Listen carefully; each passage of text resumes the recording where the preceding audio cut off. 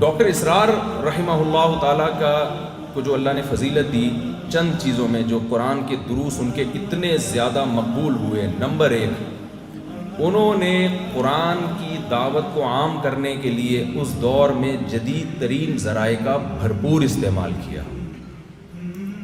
اس سے ان کے mental level کا پتہ چلتا ہے۔ بعض دفعہ محنت بہت ہوتی ہے، آؤٹ پٹ اس کا زیرو۔ اس میں ہمارے لیے یہ میسج ہے کہ ہم بھی قرآن کی دعوت کو عام کرنے کے لیے جدید ذرائع کا زیادہ نہیں بلکہ بھرپور استعمال کریں۔ بھائی محمد احمد صاحب جو مجھے ایئرپورٹ پہ لینے کے لیے گئے، میں نے ان سے کہا کہ آپ ڈاکٹر اسرار صاحب کے جو سوشل میڈیا پہ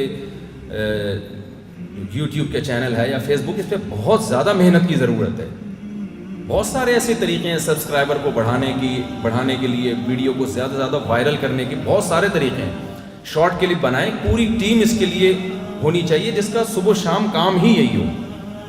آپ اس دور میں تبلیغ کے لیے اگر گدھے پہ بیٹھ کے جائیں اور دلیل یہ دیں کہ ہمارے نبی صلی اللہ علیہ وسلم اونٹ پہ یا گدھے یا گھوڑے پہ بیٹھ کے تبلیغ کے لیے تشریف لے گئے تھے، تو کیا یہ دلیل صحیح بنے گی؟ ظاہر ہے اس دور کا ایک جدید ذریعہ گھوڑا تھا، اونٹ تھا۔ آج کا جدید ذریعہ الیکٹرانک میڈیا ہے۔ آپ اپنی بات امریکہ پہنچانا چاہتے ہیں، آپ ایک کلپ بنا کے ڈال دیں، فوراً پہنچ جائے گی۔ اور اگر آپ گدھے پہ بیٹھ کے جا رہے ہو، محنت بہت زیادہ ہوگی، آؤٹ پٹ اس کا زیرو ہوگا۔ تو ڈاکٹر اسرار رحمہ اللہ تعالیٰ کا سب سے پہلا کارنامہ یہ تھا کہ جس وقت لوگ ان جدید ذرائع سے دور بھاگتے تھے، انہوں نے اس وقت ان جدید ذرائع کا بھرپور استعمال کیا، جس کی برکتیں آج ہمیں نظر آ رہی ہیں۔ دوسرا کام انہوں نے بڑا خاندانی کیا۔ میرے یہ لفظ ہے، تھوڑا خاندانی لفظ میں استعمال کرتا ہوں۔ یہ کیوں کرتا ہوں یہ پھر کبھی اکیلے میں ملیں گے تو بتاؤں گا انشاءاللہ، ساری باتیں تو اپنی بتائی جا سکتی ہیں۔ دوسرا کام جو ان کا بڑا ہی زبردست تھا وہ کیا تھا؟ جو ایک تو ڈاکٹر تھے، انگلش بہت اچھی تھی، انہوں نے دیکھیں قرآن مجید میں اللہ تعالیٰ کے ارشاد ہے وَمَا أَرْسَلْنَا مِن رَّسُولٍ إِلَّا بِلِسَانِ قَوْمِهِ لِيُبَيِّنَ لَهُمْ، ہم نے جس پیغمبر کو بھی بھیجا ان کی زبان دے کے بھیجا ہے۔ ڈاکٹر اسرار رحمہ اللہ تعالیٰ کی زبان وہی تھی جو ایجوکیٹڈ اور پڑھے لکھے طبقے کی زبان تھی۔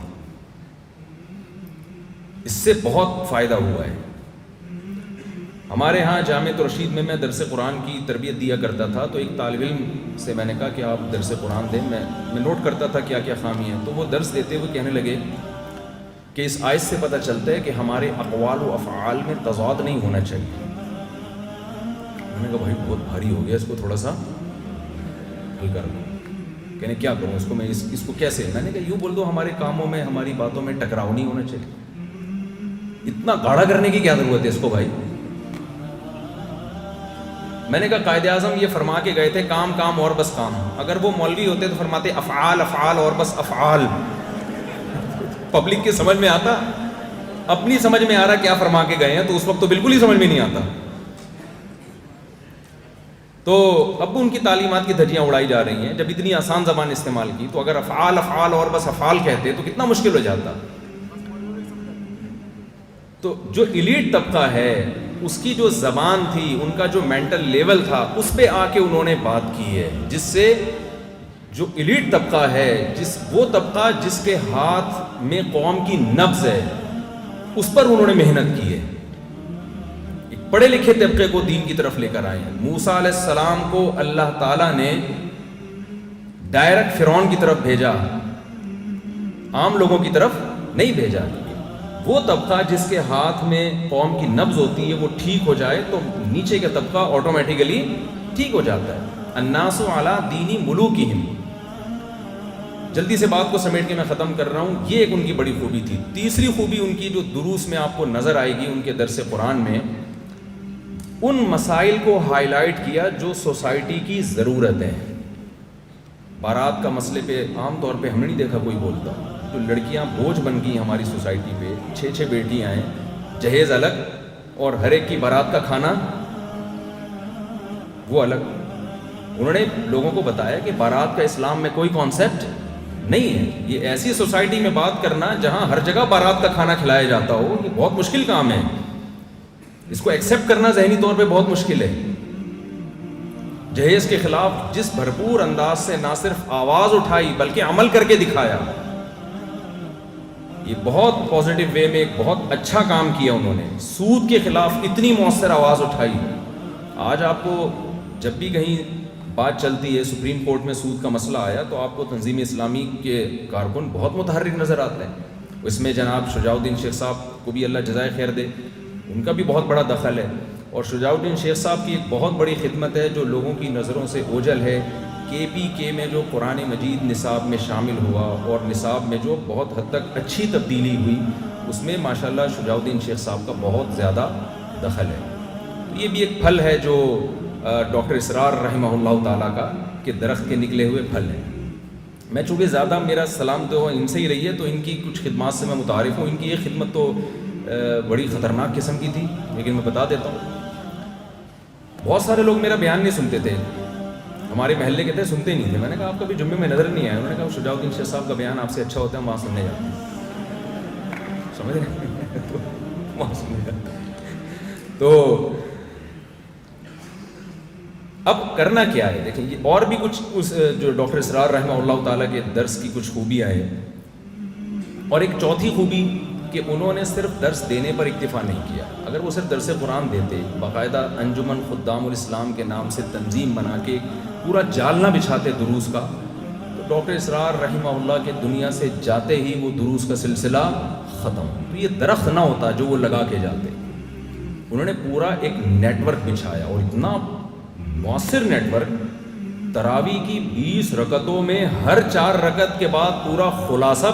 ہمارے ہاں تو تراویح کی 20 رکعتیں گزارنا لوگوں کے لیے مشکل ہوتا ہے. امام 4 رکعت کے بعد تھوڑا سانس لمبا لے لینا تو لوگوں کو ہوتا ہے پیچھے سے چلو بھائی شاباش کھڑے ہوں. گھڑی کو دیکھ رہے ہوتے ہیں کہ ہم نے بس نکلنا. اتنے لوگوں کے رمضان میں مقابلے ہوتے ہیں، تمہارے یہاں تراویح کتنے بجے ختم ہوتی ہے؟ 9:30. اب ہمارے تو 9:25 پہ ہوتی ہے.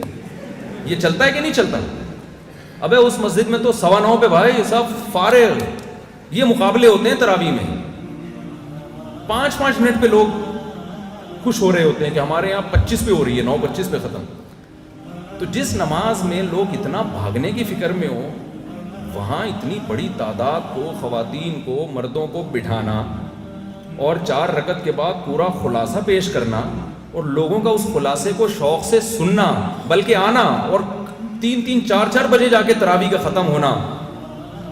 یہ سننے والوں کی خوبی ہوگی یقیناً، لیکن جن لوگوں نے ان میں یہ جذبہ بھرا کہ اتنا دیر قرآن سنے وہ بیٹھ کے، میں سمجھتا ہوں وہ لوگ یقیناً قابل تعریف ہیں کہ اتنا لوگوں میں جذبہ پیدا کر دیا کہ قرآن سننے کے لیے اتنا ٹائم نکال کے آ رہے ہیں. 2017 میں بہت زیادہ لوگ میرے پاس آیا کرتے تھے. ہمارے قریب میں تنظیم اسلامی والوں کے یہاں تراویح ہوتی تھی، اس میں خواتین کی بھی بڑی تعداد ہوتی تھی. کچھ لوگوں نے مجھے کہا مفتی صاحب فتویٰ دو کہ خواتین کا گھر سے نکلنا حرام ہے، ناجائز ہے، چاہے وہ تراویح کے لیے آ رہی ہوں. کچھ امام حنیفہ رحمہ اللہ کا مشہور قول پیش کیا جاتا ہے کہ فتنے کا خوف ہو تو عورت کہاں رہے گی؟ گھر میں رہے گی. میں نے ان سے کہا میرے بھائی امام حنیفہ بھی زندہ ہوتے ہیں نا، وہ بھی فتویٰ دیتے. جب دیکھتے ہیں نا کہ یہ تراویح میں نہیں آ رہی تو تائق روڈ میں جا رہی ہیں، تو وہ بھی کہتے بھائی ان کو تراویح میں لے آؤ.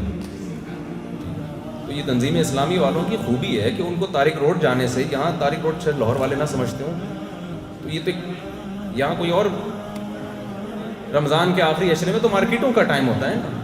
میں نے کہا یہ خوبی ہے میرے بھائی، یہ گھروں میں نہیں رہیں گی، ان کو انہوں نے بازاروں سے نکال کے قرآن سننے کے لیے لے آئے ہیں. تو آپ کیسی عجیب بات کر رہے ہو؟ امام حنیفہ بھی ہوتے تو وہی بات کر رہے تھے جو میں کر رہا ہوں. تو یہ چند خوبیاں ہیں. اور میں ایک آخری بات کر کے آپ سے بس اجازت چاہوں گا. دیکھیے جو دنیا سے جا چکے ہیں ہم ان کو یاد کر کے روتے ہیں، وہ ایسے تھے، وہ ویسے تھے، اللہ ان کے درجات بلند کرے. جو زندہ ہوتے ہیں ان کی قدر نہیں کرتے.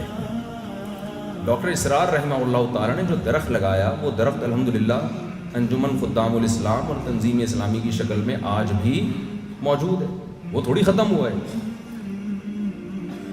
تو ہم کو چاہیے ہم ایک دوسرے کا دست و بازو بن کے جتنے بھی دین کے شعبے ہیں ایک دوسرے کو سپورٹ کر کے ان شعبوں میں آگے بڑھنے کی کوشش کریں اور ہر شعبے کو آگے بڑھانے کی کوشش کریں.